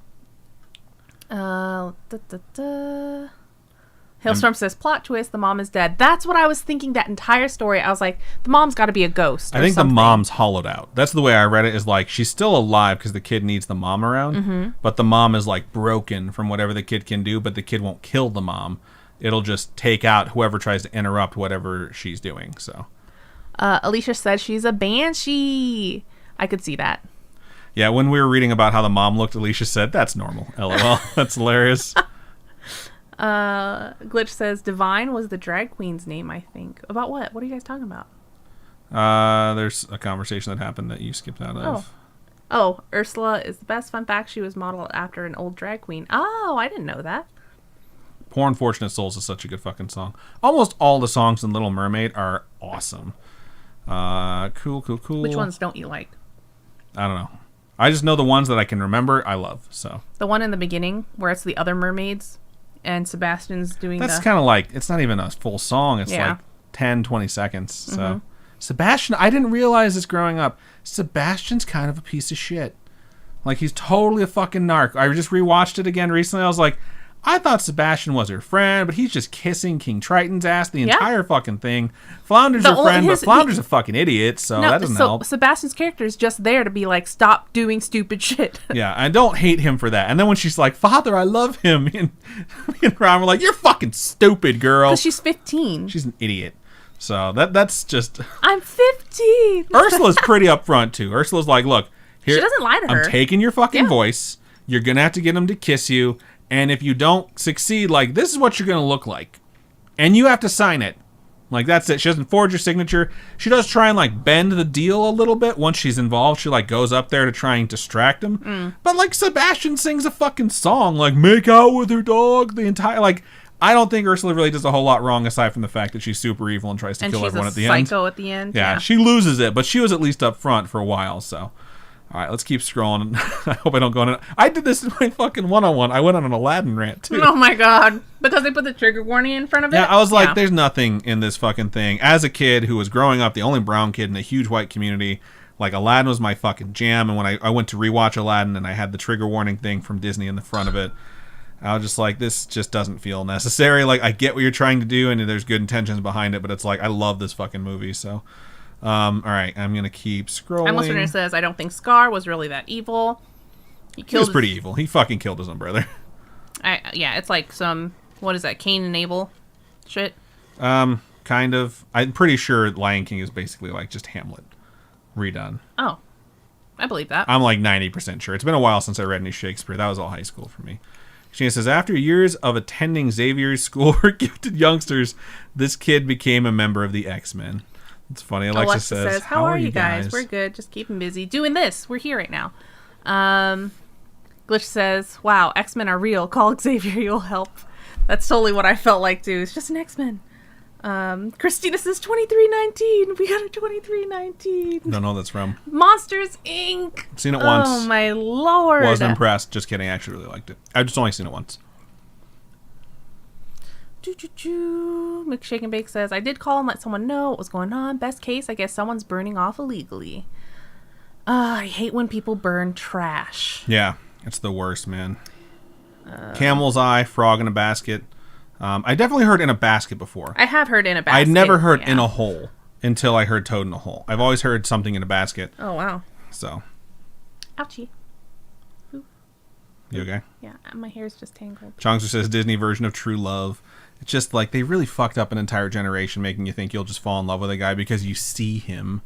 It's I know. Such shallow and bullshit. he sees her in this hazy waking up. She saves him, though. He has more of a reason to be in love with her than she does to be in love with him, because he's going to die. He's only in love with her. He's in love with her voice, right? And it's just, but he's in love with this chick's voice and for her saving him. But then, like, he meets her in person. She can't talk, but he's like, oh, hot chick. You know what I mean? I don't know. I don't trust that guy. I think he's a piece of shit. Wow. It's like that joke about Cinderella, where it's like he falls so madly in love with this chick, he searches the kingdom. But he doesn't remember what she fucking looks like, so he's like, let's just put this fucking shoe on every chick I meet. It's dumb. Fucking dumb. Disney, get your shit together. Alexa says, love watching you guys. You guys are my favorite. Thank you so much, Alexis. I was there. Says, I want eggs in a basket now. It's 10:42 p.m.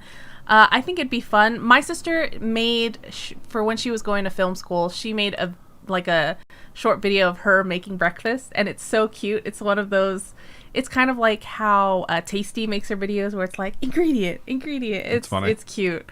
But it'd be fun to do like Toad in a Hole or something like that. I have Poor Unfortunate Soul stuck in my head, which I'm going to listen to as soon as the show is over. I'm so excited. Hailstorm says, I was in The Little Mermaid play in middle school. That's awesome. I was a Munchkin in Wizard of Oz play in 3rd grade. Hailstorm says maybe he has a voice kink. I cannot get this fucking boba through the straw. Oh, also, BT dubs, everyone. I got into a convention in October, so we'll be at conventions again. We're going to be at a convention in July, I think. So convention in July, October, November, and December, end of this year. So hopefully everyone will be vaccinated and it's cool. Glitch says he has a foot kink. Don't kink shame. That's a different prince. Oh yeah, that's the Cinderella one. And then there's the one that likes to kiss girls while they're asleep. But just totally fucking works out for him. I've been taught not to kiss girls when they're asleep because it's fucking creepy. Beef Trainer says, she's totally a creeper, Ariel is. She's 16 years old and doesn't know what love is. True. Absolutely. And she's like stalking this one dude. Also, that one boba I couldn't get through the straw was 5 jammed into the same spot. So it just fucking machine gunned them into my mouth, and it was pretty shocking. All right. We'll stop right there. We're going to go ahead and let Robin read her last story. And this one is from Annette. So thank you so much. I believe you're in the chat right now, in fact. Also, there is a request. Yeah, I already read all those. You read the stuff up top? Okay, cool. So, cool. I'm going to go ahead and mark it. You can give the intro for the last story and then read. Don't tell me what to fucking do. Fuck you, man. I hate you so much. As soon as I said it, I was like, is she going to yell at me for saying it? Yeah, she was. Poor unfortunate souls. Go ahead. Make your choice. Go ahead. Don't tell me what to fucking do. All right, I'm going to get into the last story of this episode, and it was actually sent in to us by one of our spooky friends. Woo! For this particular podcast, which is Scaryish. If you didn't know, you're listening to us, you probably know. You've listened to 3 stories so far and didn't realize it. But it does have a trigger warning. So if you have experienced like severe sleep paralysis or some traumatic experiences in your past, this is a trigger warning for that. So you can skip this story and skip all the way to the end where we talk about, how you can contact us. Okay. This story goes. She was tired after her long and exhausting day of work. She was so exhausted that she just grabbed a slice of bread and shoved it in her mouth for her dinner and decided that she would shower after she got some sleep. Sleep was her only thought Sleep was her only thought as she collapsed on her bed, still fully clothed, and she closed her eyes. It felt as if she'd only been asleep for 2 seconds when she was jerked wide awake by a shrieking, blood-curdling scream. She tried to push herself up from her bed, but only failed and found it was soaking wet and had a smell she couldn't quite place. Her eyes still closed, unable to open them from her exhaustion despite her panic from hearing the scream. She lay there, unable to breathe, trying to listen through the deafening silence for any other noises. Silence. That was all she heard. She continued to lay there, unmoving, seemingly wide awake, despite her eyes still being closed. She was, however, still aware of her soaked bed, now feeling more like it was made of cold jello. She again tried to push herself off her bed, still unable to move. Now she was confused. She'd heard of sleep paralysis before, but it would have worn off by now, surely, if that was in fact what she was experiencing. Certainly, she wasn't so exhausted that her body was choosing to fail her now. More panicked, she tried again to move. Just move, even a twitch of a finger. Still, nothing moved. She tried to scream. Nothing. She just realized that she was still holding her breath. Wait, when did she take a breath? Or a fucking me? Jeez Christ. Wait, when did she last take a breath? She remembered when. She last took a breath when she heard the scream and had awakened. Then she remembered the smell. No, she said to herself. Again and more frantic, she tried to move, tried to breathe, tried to scream. Again, nothing. She only felt the cold damp on her bed, and the edges of her cold jello were now beginning to lose the damp cold. She tried to remember the origin of the scream. Was it from a neighbor? Was it from the street? No, the scream was not from a neighbor, nor was it from a random location from the street. The scream had emitted itself from her home, from within her bedroom walls, from her now lifeless body left laying in her blood. And the name of that is Her Last, which we were supposed to withhold until the end. Yeah. So it's called Her Last by Annette. I totally, when it was like, when she heard the scream and then she couldn't move, I was like, she screamed. It was her scream, for sure. 100. At first I was like, is she laying in her own blood? Did she pee herself? Or did she sweat? And then as it went on, I'm like, she's in her own blood. I thought it was like, she sweated so much. Because don't you sweat too when you experience like sleep paralysis and stuff like that? I've never had sleep paralysis where I sweat a whole bunch, but I did wake up last night from a nightmare covered in sweat. So this like one really rang true to me when you were reading it. I was like, towards the end, I was like, wait, she can't move her body.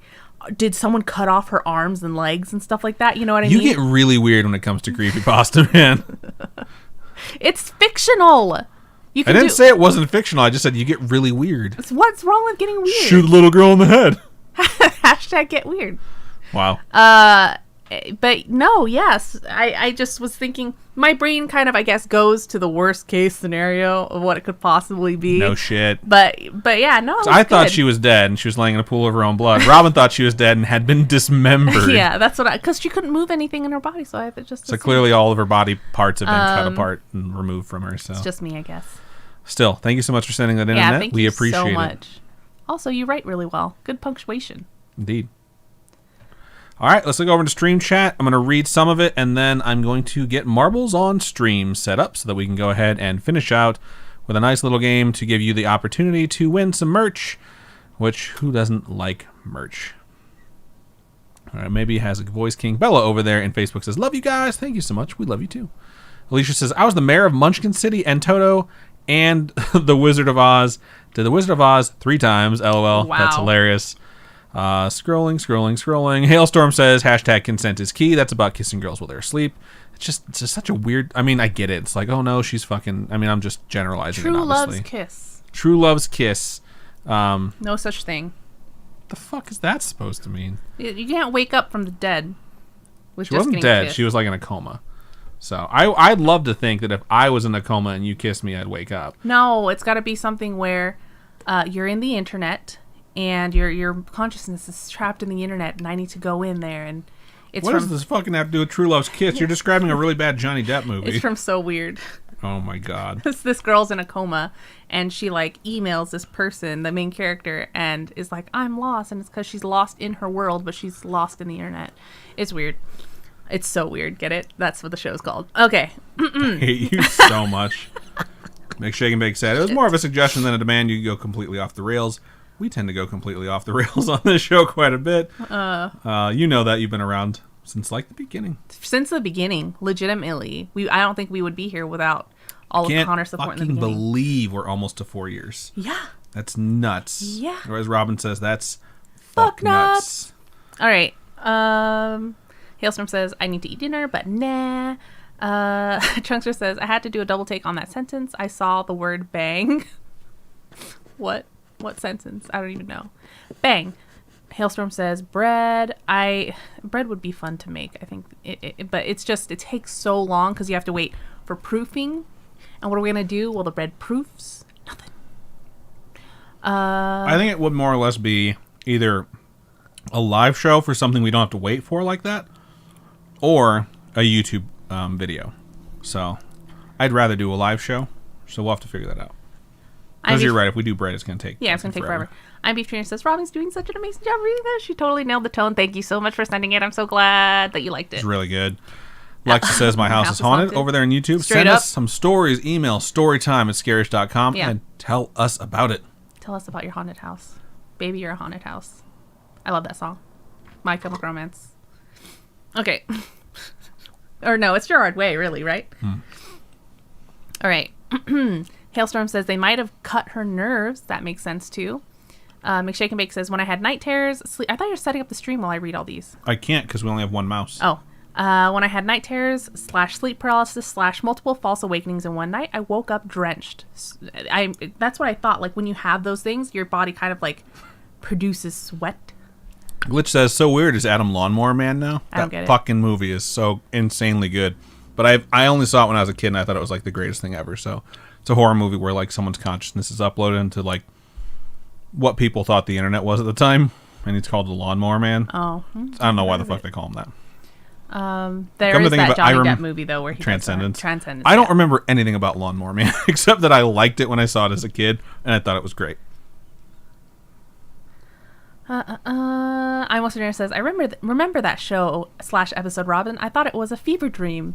I love that show. I've watched it as an adult. I just watched it like a couple months ago. And Beef Trainer says, I was made aware my Twitch is running about 40 seconds behind on What's for Dinners, but I have to say that I absolutely love the discussion Adam and Robin had and their facial expressions at the conclusion of that story. I'm Beef Trainer. Also says, and thank you for the amazing compliment, Robin, about my writing. I can't write to save my life, so I appreciate your writing. Christina says, I moved into my new apartment, and just as my boyfriend and I were taking a break from unpacking, the power went out.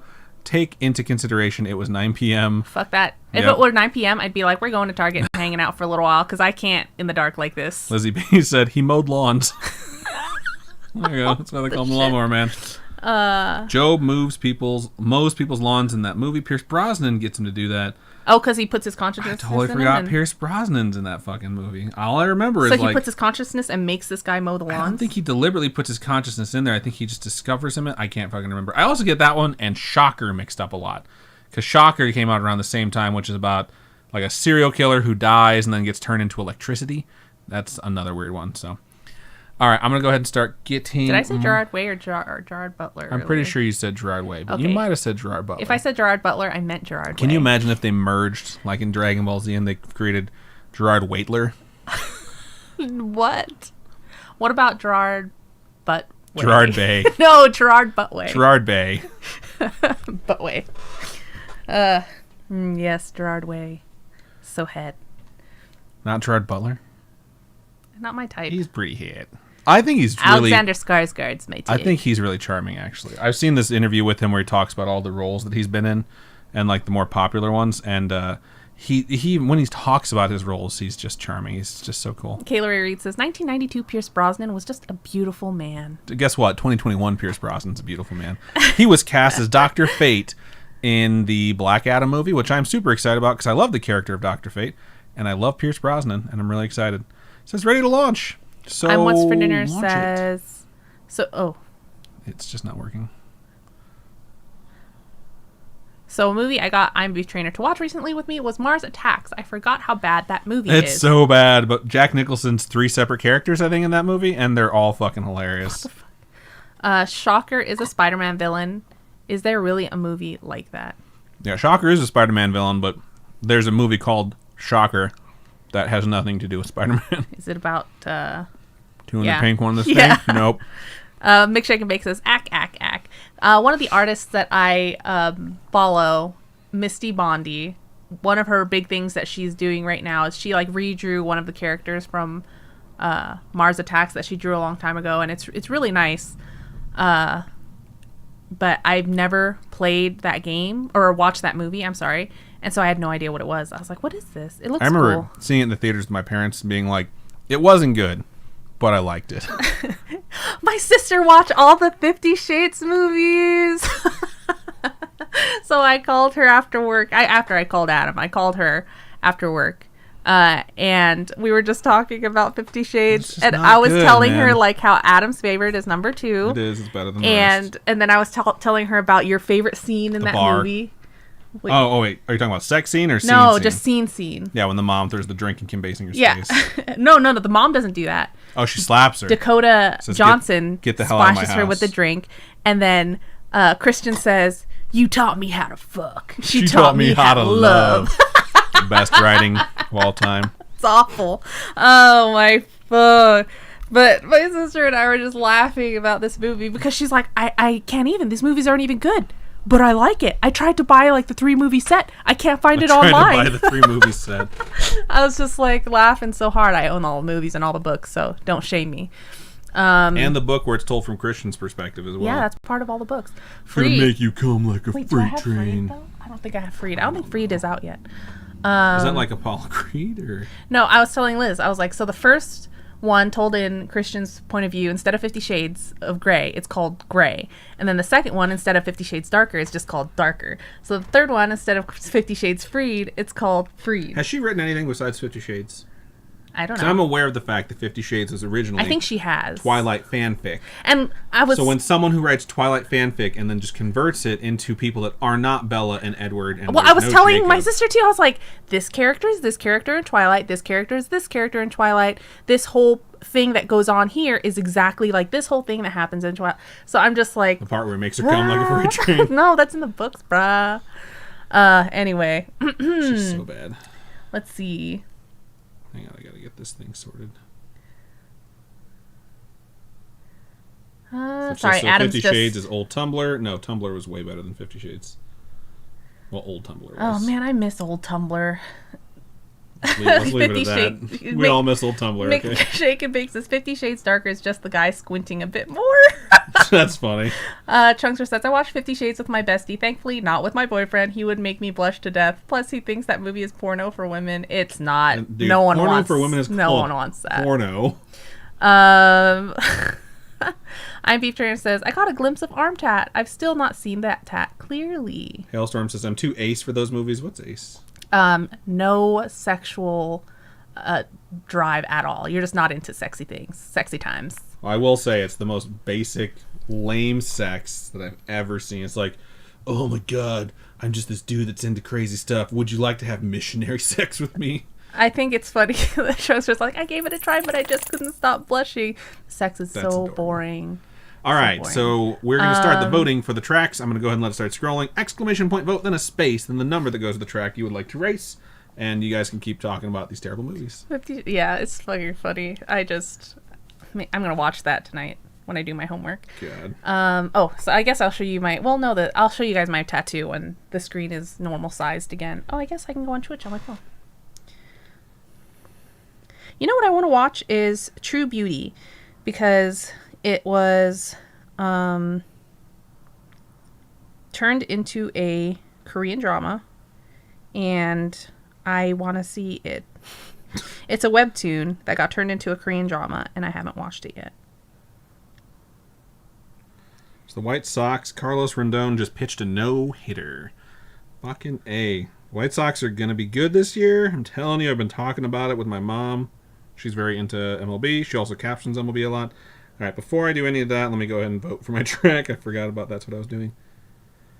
I don't want to live forever. 'Cause I know I'll be living in pain. Are those the words? What was that? an ad for Falcon and the Winter Soldier. We're not caught up. Don't say a fucking word about it. Yeah, don't say anything. We're watching it this weekend.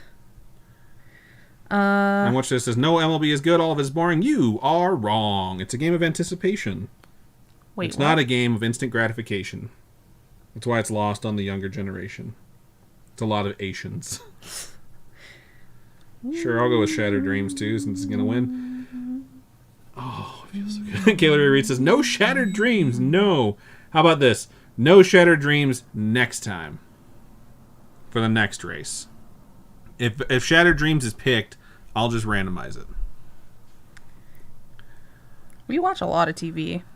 I feel like the marbles game is not centered properly. It looks all right. No, it's not. You can see the border. That's okay, though, because there's a new feature where I can actually just transform it to fit to screen. Oh, look at that. Yeah, rather than actually having to adjust it manually. Cool. Let's let it scroll by one more time before we race Shattered Dreams again. Oh, look, it's Malum's 14-month sub-anniversary. Let's go ahead and share it. Money back in the pocket. Thank you, Malum. We appreciate you. That's me. That's Adam. I appreciate myself. Someone has to. Wow. I don't want to live forever. I like, whatchamacallit, watching baseball live. I think it's more fun to watch it live than watch it on TV. I mean, technically, you're watching it live, too. It's also really fun to watch live. I just enjoy the shit out of it. Hailstorm says asexuality is the lack of sexual attraction to others or low or absent interest in or desire in sexual activity. It may be considered a sexual orientation or the lack thereof. It may also be categorized more widely to include a broad spectrum of asexual sub-identities. Right on. Boop, boop, boop, boop, boop, boop. All right.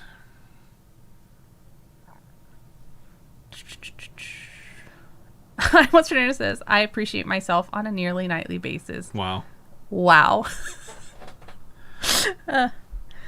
Glitch says, that Malum dude needs to stream again. I agree. I do. I think it's funny watching MQI try and figure out how to vote, but they figured it out, so that's awesome. But we're still racing Shattered Dreams. A Leap to Remember got 12, but Shattered Dreams got 4. This is just so fucking cute. All right, average time for folks to do it, 2 minutes and 10 seconds. World record time, minute 27. For Spooky Friends, we do it in 2 minutes and 2 seconds, and Robin holds the record at a minute 39. So let's jump in there, steal the record from Robin, and you folks can earn yourself some merch. All right, exclamation point play to get your marble on stream. That's me too. Ooh, my tummy's making noises. I can hear it. Oh, look, I dripped on myself. At least you made it through almost the entire day before that happened, though. Start the countdown with 60 seconds. We already have 13 marbles in the stream, so you have another minute for anyone who is wanting to race. Don't forget to type in exclamation point play, or you will not get your marble in this race. Rude. How is that rude? Rude. All right, we have 14 marbles. Let's try and get to 15 before we get going. Wasn't making fun of you, MQI. I was just appreciating the fact that you tried again, and got it right. Good job. That sounds so patronizing. Shut up. You think everything I say sounds patronizing. I give her compliments all the time. She's like, are you being serious? I'm like, I'm always serious. Like, sorry. Why so serious? Just get away from me. All right, we only have 14 marbles. A little bit disappointed we couldn't hit that 15 mark. There's about 14 seconds left, so we'll see if we get a 15th.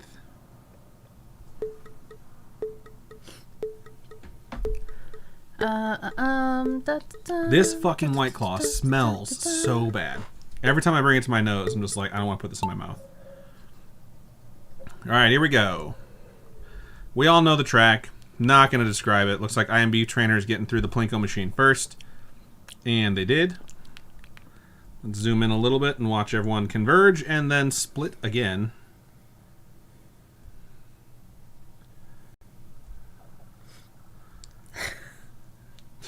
I'm what's near put exclamation point boost, hoping that does something. It does not.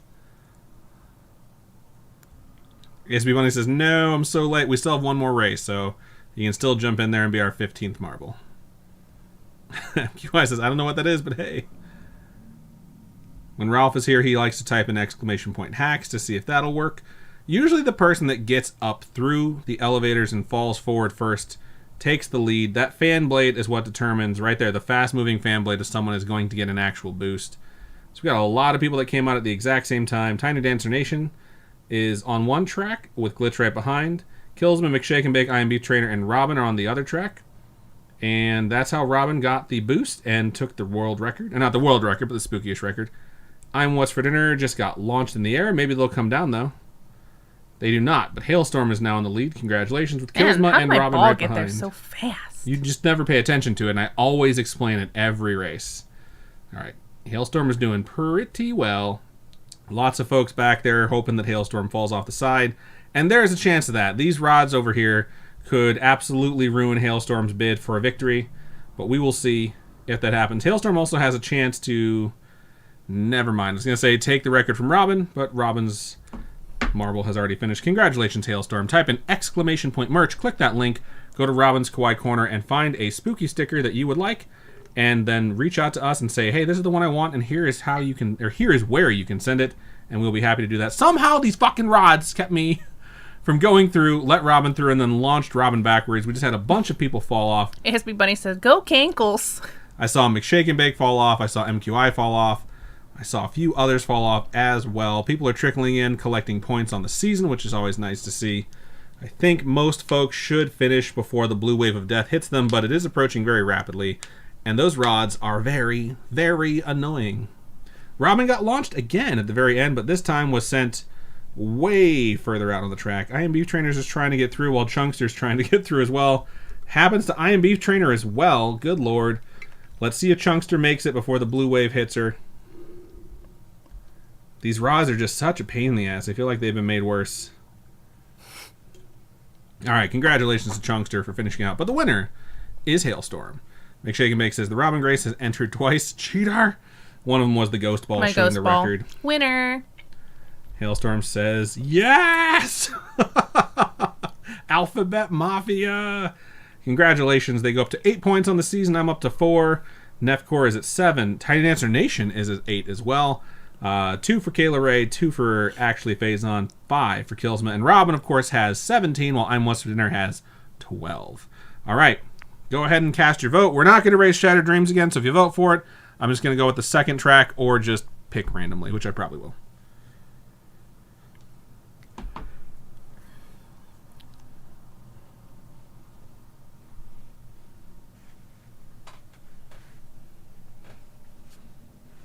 Oh. I hate you so much. You're welcome. Always with the hands. Always with the hands. All right, right now it is a tie for which track we're going to race. I'm Western says I'm coming for that top place, Robin. It's hilarious. Come at me, bro. So if it winds up tied, then we're going to go with Scared Straight, which is the track that was picked by Hailstorm, who was the winner of the previous race. All right, what do we got to put in? What do we got to put in? It's a lot of rambling from Robin. I think every single track that's been voted for only has one. In fact, I know that because anything with a 1 is lit up green. Oh my gosh. Did you vote? Yes, I voted. Is 50 even a number? Yeah, goes up to 57. 57. I see it right there. Got it.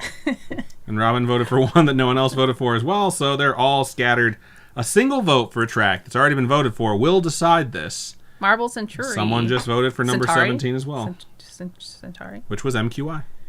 Using that voting that they just learned how to do. Very proud of you. You're such a fucking dickhead. How is that me being a dickhead? Everyone should vote. Glitch just voted for 50. Suck it. Now it's tied. Got him.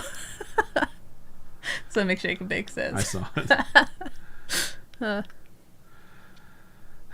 We did Temple of Steve a whole lot, like 2 seasons ago. I remember we did Frozen a whole bunch, like 5 seasons ago. Yeah, we've done Frozen a bunch. Mountain Mingle sounds fun. It sounds like a dating spot. Marble Centauri's back in the lead with ASB Bunny's vote. All right, we're going to let it scroll up to Marble Centauri, and if it's still the leader, that's the one we're going to go with. Glitch says, damn you. Castle Siege. Damn you. Castle Siege sounds fun. It'd be cool if, like... On the felt? Oh, is that like a pool table? Probably. The space station. Love is in the air. Cute, cute, cute. The paperclip. Sounds boring. MQI says, Adam, you're on my bad side tonight. I wouldn't be if Robin didn't say after everything I say, like, oh, you're being such a dick. Not trying to be a dick. I'm just being sincere, and Robin acts like it's not. All right, Marble Centauri takes, on average, 3 minutes and 56 seconds to race. World record time is 3:30. For us, we do it's a tie now. In 4:03. God damn you people. I think if you re-vote, it'll change your vote, right? I don't fucking know, baby. I think if you do vote... I'm going with Scared Straight. This is the one... Off the rails! Fuck. Off the rails comes in out of nowhere. What? I'm going to let it scroll to the bottom. I'm watching there says April donation goal should be we race every track once. No. That would literally be a stream by itself of us just racing. That's I don't think 2 hours. I don't think Rowan has enough stickers for that, y'all. McShake and Bakes is air horn. That's not an air horn. That's an air horn. You did the same thing I did. You just went nee, nee, nee, nee, and I made it sound like an air horn. Thank you for the boba, by the way. It was delicious. All right, we're at the bottom. Off the rails is our track. On average, for normies, takes 2 minutes and 2 seconds. World record's minute 15. Locally, it takes a minute 59. Cat Beatrix holds the record with a minute 34. We're getting into it. McShake and Bakes, stop fighting. You're both air horns. I agree. She just said I wasn't an air horn. Babe, you're being fucking twat waffle right now. You're twat waffle. Exclamation point play to get your marble on stream. Waffles sound really good right now. Yeah, they really do. Oh man, I smelled something and I thought my mom was cooking pancakes today. And I was like, oh my god, I'm so excited. And I went downstairs and there was nothing. I don't know where the smell came from. Ghosts. Ghost smell. Ghost smells. Stroke. All right. Yeah. What smells like toast? Thump. That was me falling on my desk. So 13 marbles in the stream. I'm going to go ahead and start the countdown from 60 seconds. MQI redeemed a high five. We had 14 last time. We have 14 this time. ASB Bunny is in this time. So that means one person has not joined. Unless they're in the last race and I just didn't notice. What are you doing? Is it a scar? I don't know. I don't think that's a new scar. There we go. Now we're up to 15, which is nice to see. We're racing one more on this track. Balls. Give us more balls. Balls. I'm tired.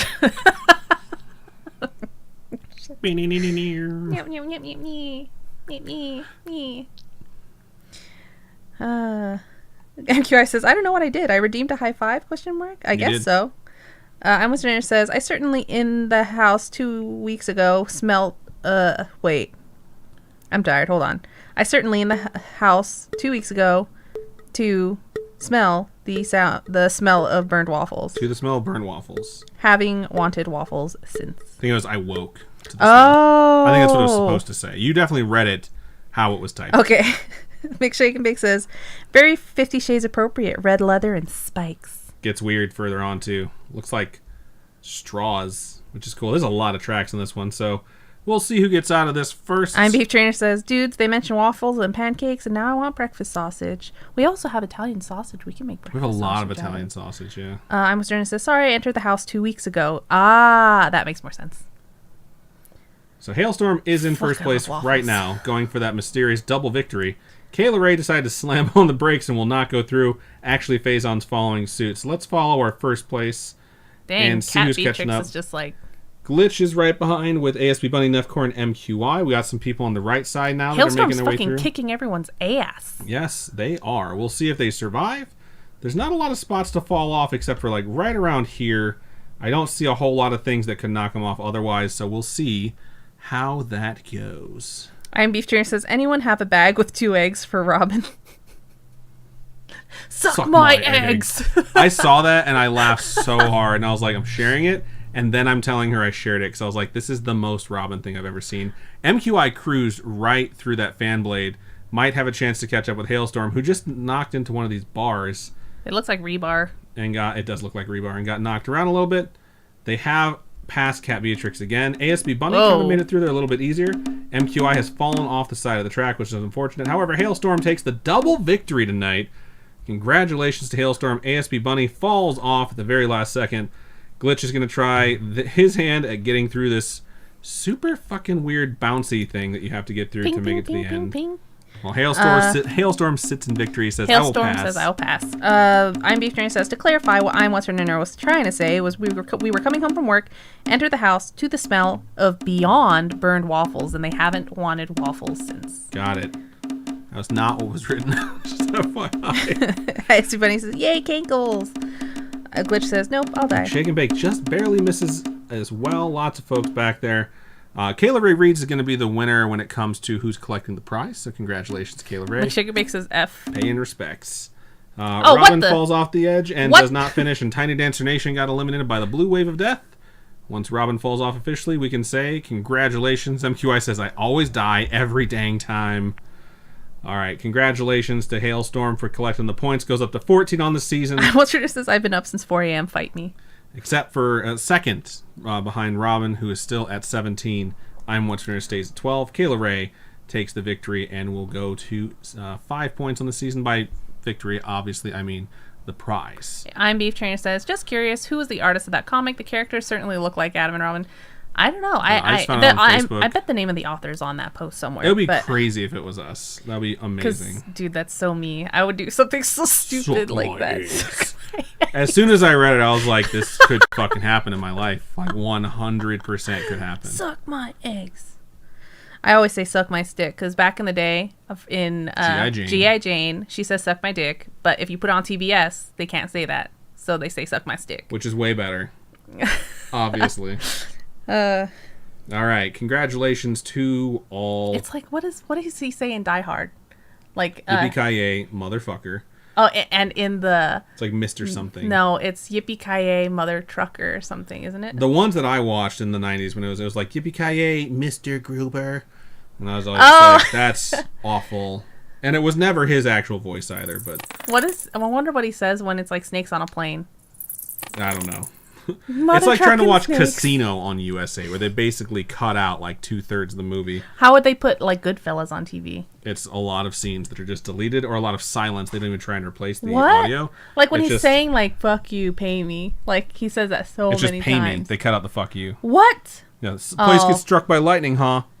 Pay me. God, that movie's lame. So freaking good. All right, y'all. We have come to the wonderful end of the show. Thank you so much to everyone who joined us. We really do appreciate you. I'm going to go ahead and do the normal. And we appreciate everyone who's donated tonight, subscribed tonight, bought any merch tonight. Thank you so freaking much. It's pretty awesome of all of you, and we really do appreciate it. I'm going to go ahead and mark it and give us that editable. I'm What's Your Dinner says it's so sick of these mother-loving snakes on this mother trucking plane. Sounds about right. Wow. All right. I'm going to go ahead and mark it, and yeah. So I want to thank everyone who wrote a short story anywhere ever, because it's a fun thing to do, and it's also kind of scary. Shout out to Annette for sending in your short story, because sharing it is definitely something that is like the fear of every writer, and yes. I think you did an excellent job. Yep. Shout out to everyone who has published anything on Creepypasta. We appreciate you as well. Yeah. You guys are all amazing. I really enjoyed the stories. Shout out to the folks who reached out to us and said, hey, here's a story I like. I wish you would read it. If any of you would like to suggest a topic, suggest an SCP, or send us your story, you can reach out to us by emailing pastatime@scaryish.com. If you have an actual paranormal experience, true crime experience, spiritual, supernatural, anything like that has happened to you and you want to tell us about it, you can email our other email address, which is specifically for things that have actually happened. That one is storytime@scaryish.com. We would love to hear from you. Regardless of what you want to talk to us about, you can hit us up on any of our social medias. Facebook is facebook.com/scarishpodcast. Twitter is @scarishpod, and Instagram is @scarishpodcast. Or you can go to our website, scaryish.com, click on Contact Us, and fill out that form. It does come directly to us. Robin, for folks who would like to donate to us, how can they do so? You can email us. That's not donations. You can go to patreon.com/scaryish podcast. Those are monthly donations. Tiers start at $1. At $1, you get ad-free episodes, which are always great. And if you want there's other tiers that you can look at, like for physical merch, things like that. There's a tier where I actually send you something that I think is neat every month, or that I'm super into that month. It's basically 50 Shades every month. So. No, it's not. Shut up. And I think that's really fun for me. At least I get to shop for myself and other people. It's nice. And if you're not into the monthly tier type thing, monthly subscription, you can always go to ko-fi.com/scaryish podcast. Those are one-time donations. all your donations go to helping us upgrade our studio setup, kind of help us keep going, change things up. Like, our setup has changed so much from when we first started almost 4 years ago and to now. So it's pretty neat. Thank you so much, everyone. Indeed. We appreciate all of your support. Thank you so much for listening, watching, and supporting us in all the ways you do. You people are amazing, and we absolutely love you. I say people, and I don't want to be discriminatory. All the ghosts that listen to as well. No. The cryptids. You folks are fantastic as well. Thank you for... Must be besties. Thank you for listening. So either way, thank you so much. And Robin, I think that's just about everything. So go ahead and sign us out. Keep on creeping on. We'll talk to you folks later. Bye-bye.